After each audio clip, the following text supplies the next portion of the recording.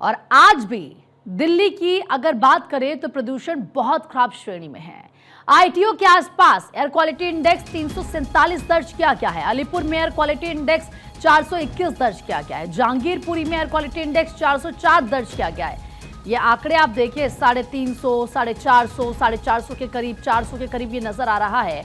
और ये बता रहा है कि ये जो एयर क्वालिटी इंडेक्स है, ये हवा कितनी ज्यादा जहरीली है। कर्तव्य पथ, एम्स, आईटीओ, अक्षरधाम, आनंद विहार और लोधी रोड में तो पानी का छिड़काव करती हुई तस्वीरें हम आपको दिखा रहे हैं, लेकिन बहरहाल हालात वैसे ही हैं, कोई बदलाव नहीं हुआ है।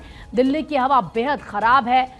Air quality index 300, 350, 370। देखिए आया नगर की बात करूं 204 है, बवाना में 395, बुराड़ी 393, चांदनी चौक 229 है, अशोक विहार में 371 है। इसके साथ ही चांदनी चौक में तो देखिए 329 आंकड़ा है। जहांगीरपुरी में 404 है, वजीरपुर में 404 है, अलीपुर में 421 है। कुल मिलाकर आप समझिए कि एयर क्वालिटी इंडेक्स, अगर हम कहते हैं ना आपसे कि एयर क्वालिटी इंडेक्स किसी जगह का इतना है, होना कितना चाहिए?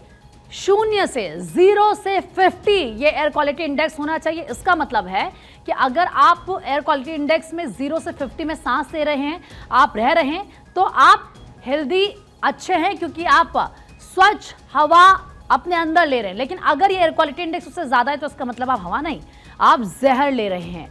कर्तव्य पथ का सीधा रुख करते हैं। इस वक्त हमारे सहयोगी गौरव वहां से जुड़ चुके हैं हमारे साथ। गौरव, हम हर दिन इस पर बात करते हैं कि एयर क्वालिटी इंडेक्स 350 हो गया, 400 हो गया, 450 हो गया।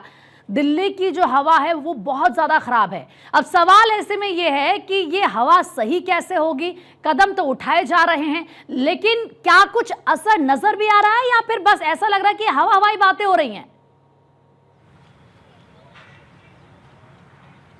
बिल्कुल, देखिए राजधानी दिल्ली की अगर बात करें तो राजधानी दिल्ली में लगातार जो एयर क्वालिटी इंडेक्स है वो अपने ख़राब श्रेणी में है और इसका असर भी कहीं ना कहीं देखने को मिल रहा है। हालांकि आपने बात किया जो तमाम जो सरकार की तरफ से कवायद की जा रही है वो ज़मीन पर दिखाई दे रहा है नहीं। देखिए साफ तौर पर अगर हम देखें तो लगातार लुटियंस दिल्ली की बात करें, जो पानी का छिड़काव है वो लगातार किया जा रहा है। और 9 बजे का वक्त हुआ है, आपको तस्वीरें मैं दिखा रहा हूँ, ये तस्वीरें हैं दिल्ली के कर्तव्य पथ की। और अक्सर हम देखते थे यहाँ पर जो विजिबिलिटी थी आम दिनों में बहुत शानदार बनी रहती थी, लेकिन इस वक्त आपको सामने जो विजिबिलिटी है बहुत कम नजर आएगी, बिल्कुल नदारत नजर आएगी। हालांकि इसके आसपास के अगर एयर क्वालिटी इंडेक्स की बात करें तो वो भी बहुत खराब श्रेणी में है, तकरीबन 280, 303 के बीच में लगातार बना हुआ है। लेकिन जो छिड़काव है वो छिड़काव लगातार किया जा रहा है, जो साफ सफाई है वो लगातार यहाँ पर किया जा रहा है। इसके अलावा मैं आपको अगर हम तस्वीर दिखाऊं, अब दूसरे हिस्से की इंडिया गेट की तरफ की तस्वीरें दिखाऊं तो इंडिया गेट पर भी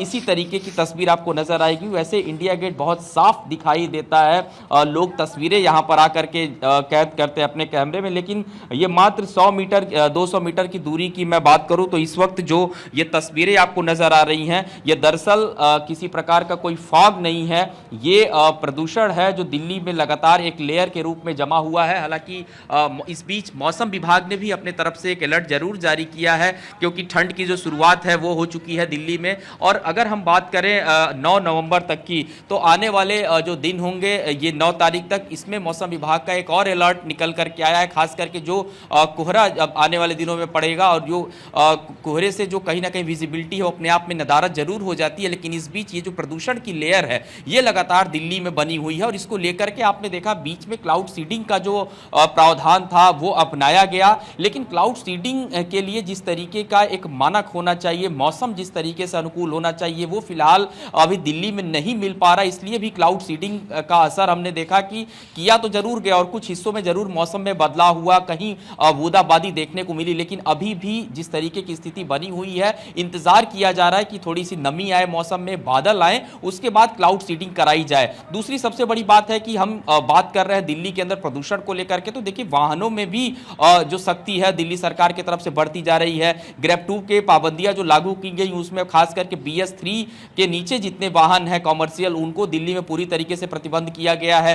तो ये अपने आप में दर्शाता है सरकार अपनी प्रतिबद्धता दिखा रही है। चूंकि दिल्ली में आने वाले वाहनों की संख्या बहुत ज्यादा होती है, तो ये कहीं ना कहीं ऐसे में जो प्रदूषण है उनसे भी लगातार, उनके जो वाहन जब चलते हैं उससे जो ऊर्जा का उत्सर्जन होता है उससे लगातार जो प्रदूषण का स्तर है वो तेजी के साथ बढ़ रहा है। और ये कहीं ना कहीं चिंताजनक बना हुआ, ये स्थिति जो है वो चिंताजनक बनी हुई है। और जिस तरीके से दिल्ली में इस वक्त प्रदूषण का स्तर बना हुआ है, सबसे ज्यादा जो शिकायतें अब लोगों को आ रही हैं, आंखों में जलन की जो समस्या वो लगातार लोगों के बनी हुई है। इसके अलावा खांसी की जो शिकायत है वो लोगों को आ रही है। तो ये अब जो पूरे हिस्से में आपको एक तस्वीर और मैं दिखाऊं, इंडिया गेट पर अक्सर हम देखते हैं जो लोग हैं वो साइकिलिंग करने भी आते हैं, लेकिन आज थोड़ा सा कुछ लोग जरूर दिखाई दे रहे हैं। और ये 9 बजे का वक्त है जब आपको तस्वीरों में लोग नजर भी आ रहे हैं। ये तमाम लोग हैं जो सुबह पहुंचते हैं यहाँ पर, कुछ लोग एक्सरसाइज करने के लिए आते हैं, कुछ साइकिलिंग करने के लिए आते हैं। तो ये तस्वीरें अभी पिछले 2 दिनों में थोड़ा सा सुधार जरूर हुआ इंडिया गेट पे, लेकिन 2-3 दिन पहले हम लगातार देखते थे कि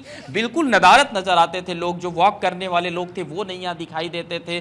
तो ये जैसे जैसे मौसम बदलता है, और खास करके आप देखिए 9 बजे का वक्त है, उसके बाद अगर हम 2 बजे तक की बात करें, 2 बजे के बाद ही दिल्ली की जो विजिबिलिटी है वो थोड़ी सी सुधार उसमें नजर आता है, तो साफ जो है वो दिखाई देती है। लेकिन चूंकि अब ठंड धीरे धीरे आ रही है, सुबह और शाम की जो ठंड है वो राजधानी में शुरू हो चुकी है। पहाड़ों में जो पहाड़ है वहां पर बर्फबारी का अलर्ट है। तो हम कह सकते हैं कुल मिला के कि दिल्ली के ऊपर एक तरीके से मौसम की चौतरफा जो मार है वो तो पड़ी रही है, लेकिन इसके साथ साथ जो प्रदूषण का स्तर है, जो AQI है, वो लगातार लोगों को परेशान कर रहा है। और उसमें किस तरीके से सुधार किया जाए, इसको लेकर के दिल्ली सरकार अपनी तरफ से लगातार जो प्रयत्न है वो भी कर रही है। प्रीति जी, लेकिन गौरव, अगर बात करें, अभी नवंबर की शुरुआत हुई है, ऐसे में नवंबर की बात कर लेते हैं, दिसंबर और जैन फेब, मतलब ये तो वो महीने होते हैं जब बहुत ज़्यादा ठंड होती है, कोहरा भी होता है। अब यही वो महीने हैं जब पोल्यूशन भी सबसे ज़्यादा होता है। अभी तो तमाम कदम उठाए जा रहे हैं, अब क्या आगे कोई नया प्लान लाया जा सकता है, विंटर प्लान की अगर हम बात कर ले, ताकि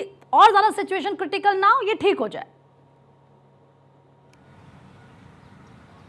देखिए, पहले हालात को सुधारने की पूरी कोशिश की जा रही है, और सरकार भी ये समझ रही है कि जिस तरीके से खास करके वो हिस्से जहां सबसे ज़्यादा प्रदूषण होता है, खुद मनजिंदर सिंह सिरसा जो कि दिल्ली सरकार में पर्यावरण मंत्री हैं, वो जगह जगह पर पहुंचे थे। जो ब्लैक स्पॉट थे वहां उन्होंने जाकर के उसका निरीक्षण भी किया था, और लगातार किस तरीके से जो पानी का छिड़काव है वो सुनिश्चित किया गया उन हिस्सों में लगातार हो। क्योंकि आनंद विहार के हिस्से की बात करें, वहाँ पर AQI जो है तकरीबन 400 के आसपास पहुँच जाता है। तो कोशिश यही होती है कि कैसे उसको मेंटेन रखा जाए। विंटर प्लान की अगर बात करें, सरकार निश्चित तौर पे अगर ग्रेप 2 के बाद भी ये चीज़ें नहीं संभलती हैं तो विंटर प्लान भी हम देखेंगे। उसमें ग्रेप 3 की पाबंदियां जब लागू की जाएंगी तो और सख्ती देखने को मिलेगी। हमने पिछली सरकार में देखा था कि ऑड एंड इवन फार्मूला भी नजर आया था, और उसके बाद जो वर्क फ्रॉम होम का कल्चर था वो शुरू हुआ, स्कूलों को बंद करने की कवायद शुरू हुई। ये सरकार इस बार ये नहीं चाहती है। साफ तौर पर जो दिल्ली के मुख्यमंत्री हैं और जो